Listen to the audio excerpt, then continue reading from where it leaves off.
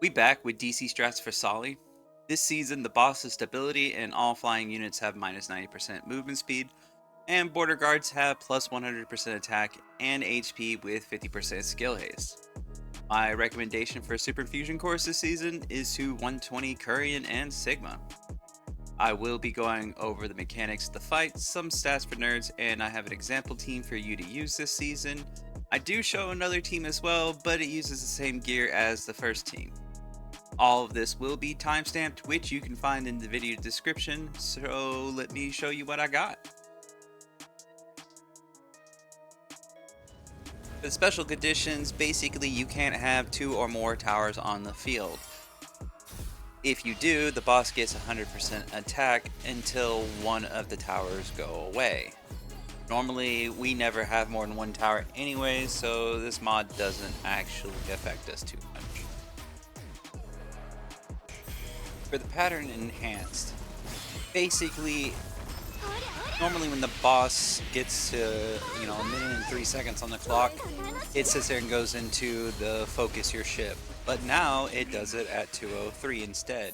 Additionally, it adds a 45% phase change if you haven't already pushed past that before 2:03. Alright, so to start off with, this boss is a siege. So that means only towers can stop it. Basically making Gabriel core tank for this boss. As you can see, the boss will actually stop and just stand in front of her. Now, if you put anything else in front of her, as you see here with Chifu, all she does is just walk past her, stopping only to just hit her a couple of times and then moving forward.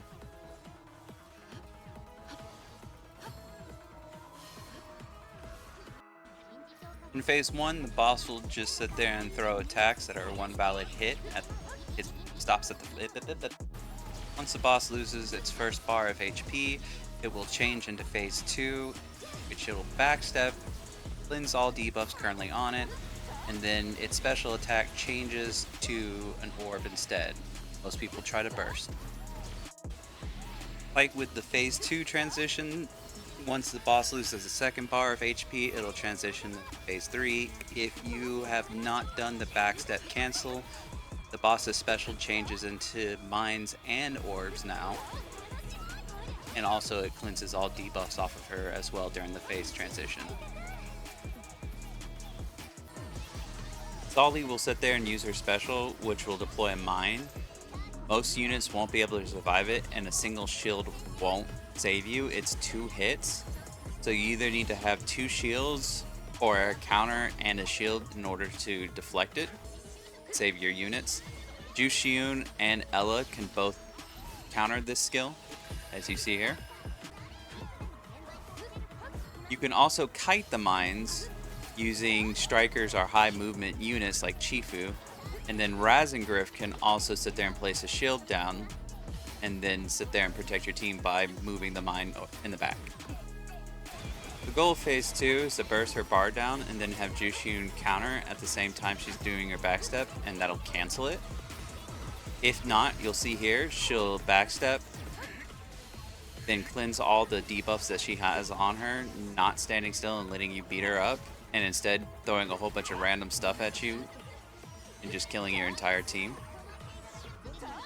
At 103, she'll get bored with your team and then just start going towards your ship, constantly throwing out a bunch of AoE and killing basically everything on the map.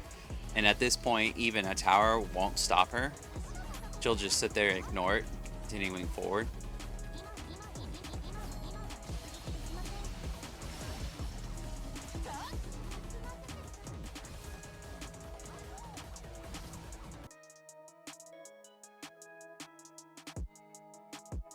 Here are the stats for nerds.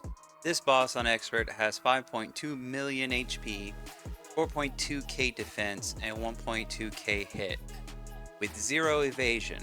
What all this means is that your units will need at least 648 or more evasion in order to dodge, and everything gets to Surefire for free. Something to keep in mind, the boss sits there and cleanses all its debuffs when it uses its special, so try not to have that happen. line your debuffs up correctly, especially when you do a burst.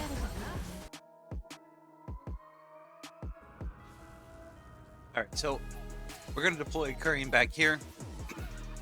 And we're going to let our little Warden dudes take a couple of hits here. We really don't need them. And then after they die, we deploy our Sigma. This will help Sigma survive a little longer, plus keep our tower alive just you know, long enough. But we want to sit here and have Curain and Sigma spread out enough that we can actually create a safe zone for our units to be able to be deployed in. As you can see here with Spencer, she's not going to be getting hit by mines. We only want Curain getting hit by mines so we can try to get him as close to 1 HP as possible so that he does the most damage with Matador. After that, we cause a phase, we use our S2, we wait a few moments here, and then after Spencer uses her special, we go ahead and pop our ulti, and right before our ulti hits the boss, we deploy Dorothy to get Vivian proc, doing a big chunk of damage, and then our special will finish off the boss.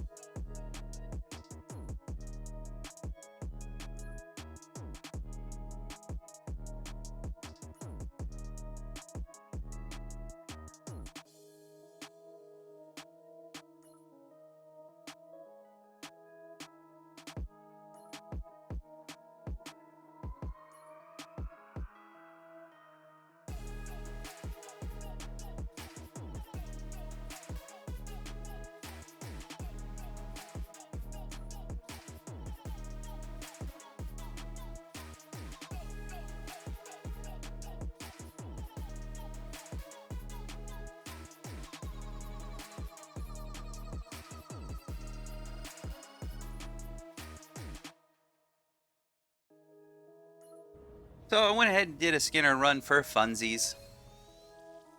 And it basically, for the most part, is the same. We're going to go ahead and start off by deploying Curain, you know, letting the Wardens die, and then right after they die, deploy our Sigma, keeping them spaced out enough that it creates a safe zone for our units to be able to get deployed in and not be able to get hit by mines. This is somewhat helpful. It can not matter depending on Holly's mood, to be honest. She could just murder everything for fun anyways, but as we're getting up close here to the end, we get a phase, but we're going to have those mines, so we wanted to go ahead and iframe, but we're going to play Jushiun in order to proc, which we're going to get a huge chunk, but because we did that, we actually sat there and countered the boss's backstep, allowing Curain to land all of his moves uninterrupted, which was amazing.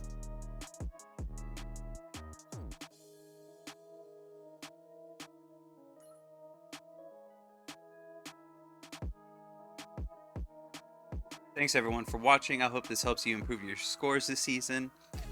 Is it wrong that I want Matador to be nerfed to end this RNG fest of getting Curain to 1 HP? Remember to like, comment, and subscribe. If you're feeling extra special, you can join the Mage Institute by clicking the join button. You can catch me on Discord, link is in the description, and if you want to help support this channel, there's a description for that too. As always, I will see you all next time.